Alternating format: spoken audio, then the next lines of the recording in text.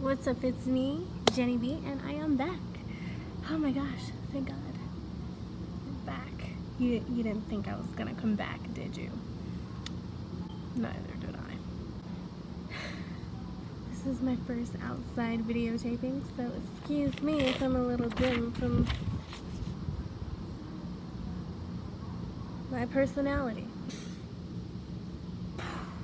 So, I just wanted to tell you guys what the process and kind of keep you guys in the loop of how my life has been in my head, in my mind, and in my heart since this whole Britney series ordeal of allegations. I have been, well, as of recent, this week, I just want to give you guys a post update of me from a couple weeks ago to now. Post update, now I'm doing good, I'm doing better.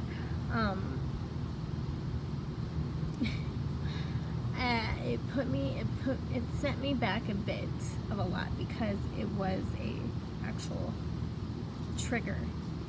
So it kind of sent me back a bit because it's something that I hadn't spoken on or upon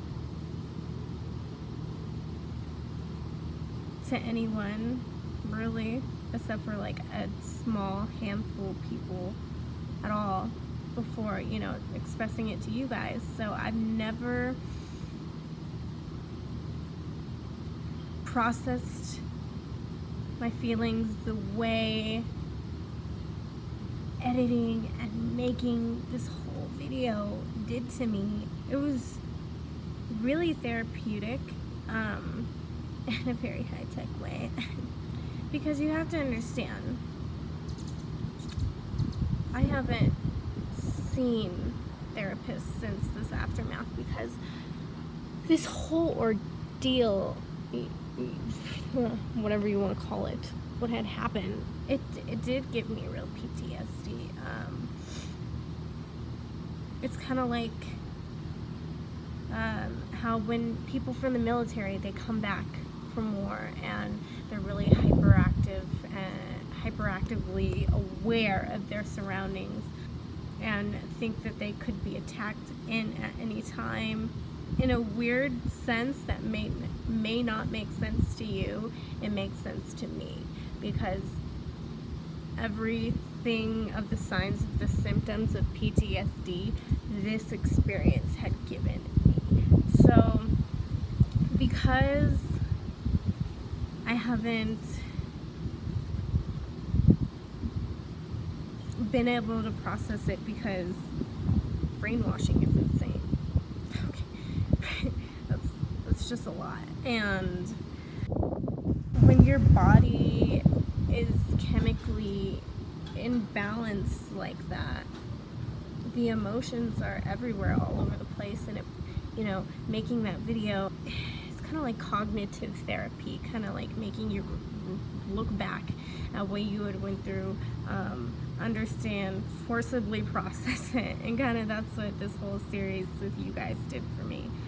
It made me process it. It made me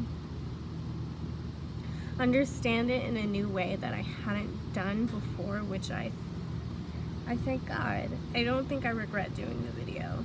It's so weird how looking back, and editing through the video, and something like that, it just really makes you kind of relive that experience over again. It puts you back in that place over again. So it took me a week. Yeah, sorry, I'm always late, nothing new. But it put me back because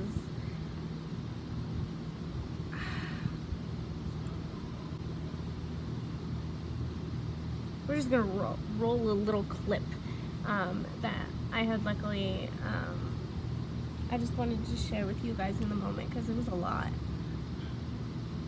going through it. And I just wanted to show you guys a brief clip, you can skip if you don't want to watch. But I think it's kind of important to see this part of PTSD and kind of see how it is in action,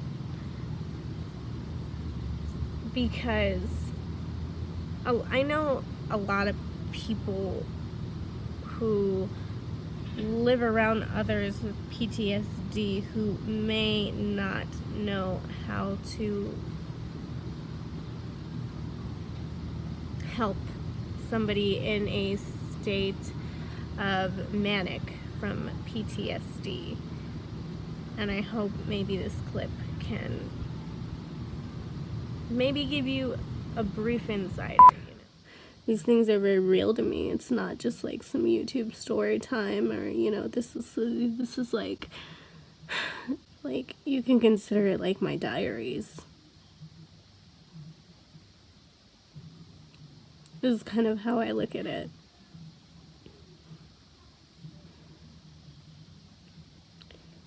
I digress. But since that, I haven't been in the best place. I don't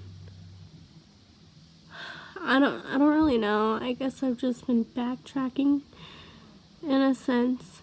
Like I was like doing good, and now I'm doing okay, not really getting by all that well on your own. Getting back to, I've been stuck in my bed a lot this week. I've been thinking about a lot of things this week.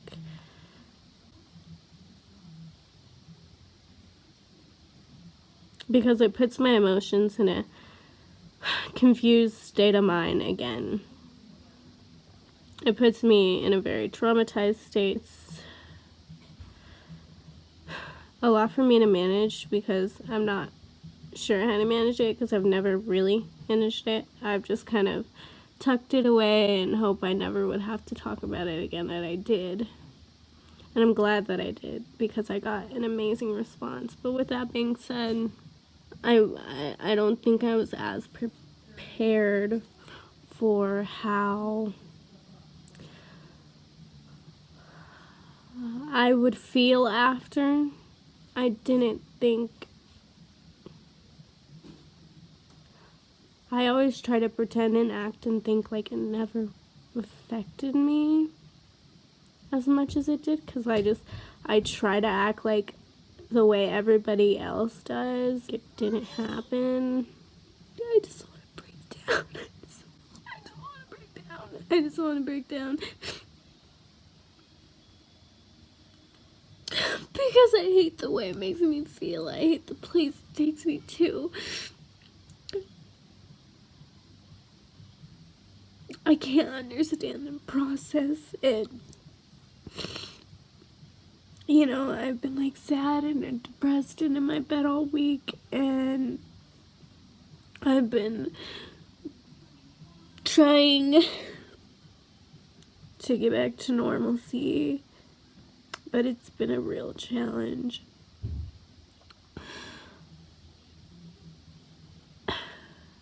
And I don't know, and that might be a part of the problem, and how I try and act like everything's okay and try and just act like nothing ever happened, because that's how everyone else acts around me. Everyone, acts like that never happened, that I'm like crazy, that like it's just like all in my head and it's fine, and like stop dwelling. I've been there, done that. And yeah, but I've never been able to like really like get through it, and I've never been able to process it. And I think that's why like I was honestly like I was so surprised by everyone's reaction to the video and how positive it was and how supportive it was. I wasn't ready. I I was prepared to be called crazy. I am prepared to be called crazy. I was more prepared for the negative than anything positive. I wasn't expecting anything positive. I was just expecting, you're crazy, she's on drugs, blah, blah, blah. Another crazy Britney fan. No.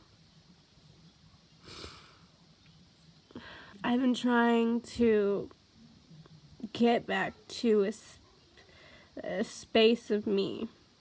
I've been trying to get back to a space of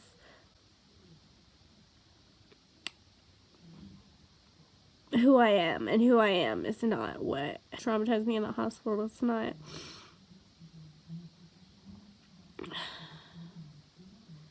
whatever they did to me, like, isn't what makes me me. And I think that's like what's so confusing about it, maybe what confuses my emotions, because, and I feel like I'm like stuck in this weird perpetual state of like, I'm like bad, and I like somehow deserve all like these crazy bad things to happen to me, and that's not the case. That's not it. But you know, I can't help but feel like it sometimes.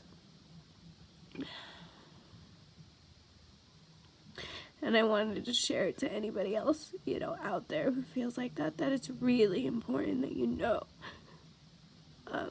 that you're not, and that you don't deserve bad things to happen to you, even if you might have made or done a bad decision.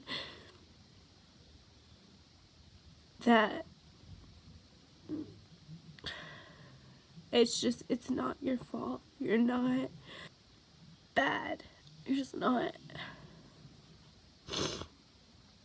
And, you know, you and I, we both have to believe that. And I think that's what I've been trying to process this past week. So, I mean, that's what I've been doing. I have been forcing myself to face this and actually want to take the bull by the horns and process it the correct way. As stressful as it is, and you know, some of the things that I actually have been trying these past couple weeks has really been working and has really been grounding for me. And it's, you know, small steps, but small victories. So I've just been trying to give back to me, not dull my senses with as much technology or distract myself with, you know, whatever, because it's so easy to distract ourselves with cleaning, YouTube, doing a bunch of things nonsensely that hold no meaning, that are just distracting us from finding the deeper meaning. That was deep, bro. But it's the truth, you know. We as human beings, we just don't like to face things. We really, it's hard. It's hard. It's sucky. It's not fun. It's a fun sucker, that's for sure. But to keep yourself a sane human being, I think, really matters. And I think I'm starting to understand more and more every day just how much that matters. And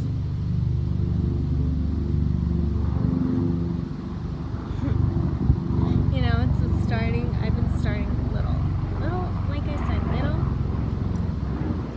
baby steps. I have been, hello airplane. Hi. How are you? Trying to make a video. Great. Thanks a lot. I've been doing things as little as just like taking little walks. I've been trying a little walkity-roo. No, and they actually say, fun fact, they say that walking,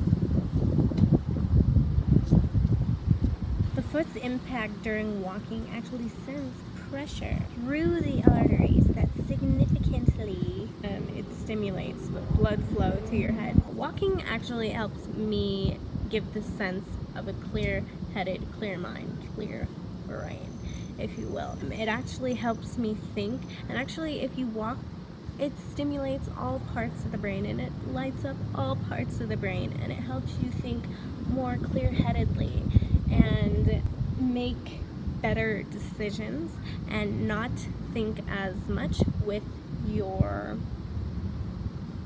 amygdala. What is it? Amygdala.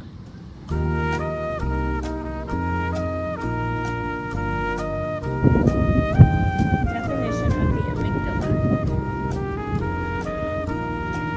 Amygdala, a roughly almond-shaped mass of gray matter inside each cerebral hemisphere, involved with the experiencing of emotions. Your girl knows her brain structure. For real. I knew that before I googled it. Swear. The amygdala. So yes. Again, if you didn't already know, now you know. The more you know. So, you know, when your brain is in a fight or flight mode, it's in defense mode. You use the amygdala. The amygdala doesn't let you think properly. It makes you make all the stupid, unrational fucking decisions. So, I've been trying to walk more. I've been trying to just find ways to release tension of the anxiety from the PTSD trauma. Not only that, it's been really helping me out, but also I found this really awesome tool, this awesome thing of skill set that I found that helps me when not able to identify, to more identify what it is and why I'm going through it. It's called this awesome thing. It's called a feelings wheel. You know, because your emotions are like a motherfucking wheel wheeling all over the place, bitch. Going speed up, slow down. I've been thinking about making one of these little guys. It has all the feelings on it. It has love, joy, surprise, sadness, anger, fear, and it stems just another list of categories that kind of intertwines with those keywords, and that really helped me find some alleviation, and it really was a great way to help me find and define where it was that my stress is coming from. And I think I'm gonna do maybe a video on like making a fun little wheel with you guys, because I think I'm gonna make it, and I think I'm gonna put it up in my house somewhere so that I have just a chart to navigate my feelings. And as for Brittany and everything as of to date with her, luckily and thank God she is out. So that's a big deal, because again, allegations will be allegations, but who knows what we really know. She went to court and she's out in the mental hospital, which thank God, everybody round of applause for that, because that is a huge step and a leap and a bound. Okay, she was with her mother in court for her conservatorship, and her mother wants to fight over, correct me if I'm wrong, sole caregiver of conservatorship. I may be incorrect, because I heard facts that, she wasn't trying to push Jamie, her father, out of the picture. She just is wanting to step in and help and see what it is that's going on with her daughter, because she's worried and she's very concerned, obviously. She herself liked some tweets from when the whole uproar of Save Britney was going on. She didn't oppose to any of that, and I don't know if there is a reasoning for that, and I'm so happy that she's out of there. And if this is just, again, going back to a simple case of Brittney just getting help where she needs to, then I 100% commend her for everything that she's done. You guys, if you know, the best case scenario, she went in on her own to get help because she had seen where she has been in the past and she did not want to go that route again. If that is the case, and if she right now is, you know, in court with this conservatorship, you know, there's things that fall in line with it. That's not just with that, there, you know, her kids are also involved as well. And if she is taking control of her health in that sense, in the court's view, that is great. That is a good thing for her. But also, that being said, if she went into a mental hospital on her own will, but then was held there against her own will, and they were may or may not doing shady shit behind closed doors, this conservatorship, she has to get a mental evaluation very soon, and that could either be the rise or the downfall, because sometimes places are manipulative. It's scary. As a mother myself, I can put myself in her shoes and understand the fear of it, of being bold enough and brave enough to go and get help, but also, can somebody use this against me later? That's a very real and I'm sure scary thought for her. I've just been sending my best wishes, my best prayers, my best condolences to her, because yeah, this is the fight of our lives that we're in every single day, and I 100% support Brittney and her health, and I want her to be back with her kids and in the best state of mind, and that's all that we can wish for. And as of right now, I guess my thoughts are, what are your guys' thoughts in the comments below here? Because what do you guys think of her conservatorship? Do you guys think that this mental evaluation could be good or could be bad? Sound off on everything. I miss you guys and I love you guys, and I'm so happy to be back, and there is much more where all of this love is coming from. So I hope to see you guys by next week. Don't forget about me. I don't know how to blink. Is that blink?